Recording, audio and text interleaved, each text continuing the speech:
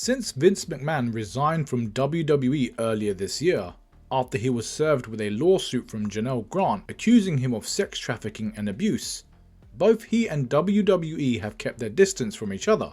Not only has WWE and TKO Group Holdings gone to great lengths to present McMahon as a figure of the past, but McMahon himself has appeared to move on, looking to start his own entertainment company.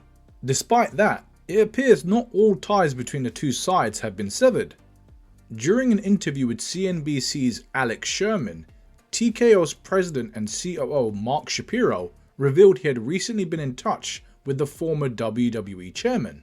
Was the Vince McMahon PBR story? Just Vince didn't want to start TKO with anything more than two sports. He saw these two as juggernauts. He's right about that. And he just didn't want to confuse the message. He was on board with PBR long term, but from the get-go, he wanted just the two. And frankly, it's a compromise. You're putting a deal together. You're bringing two assets together. And we had to do some things that Vince wanted, and Vince had to take some things that Dana White, Ari Emanuel, and myself wanted. Since we're talking about Vince, one question about Vince. He's not a part of the company anymore. He's sold out. Yeah. Do you still hear from him at all? I had breakfast with him a few weeks ago just to check in. Been a long time.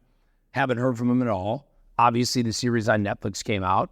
I wanted to see kind of where he was. By the way, he couldn't have been more cooperative. He couldn't have been nicer. I mean, he was a total pro at breakfast, if you will. It's a one-on-one get-together. But he's out of the business entirely. He doesn't make decisions. He's not on the board. He doesn't opine. We don't consult him. He's got some litigation that he's working through. And frankly, he wants the privacy and the time to work through it, which is great because in the meantime, we're going to keep building TKO and WWE and expanding the horizon, expanding the opportunities. And by the way, he's still a shareholder. Not the shareholder he once was, but he's still a shareholder. But he's supportive of the direction WWE is going in and has gone. Couldn't have been more positive, but I wasn't asking for his opinion.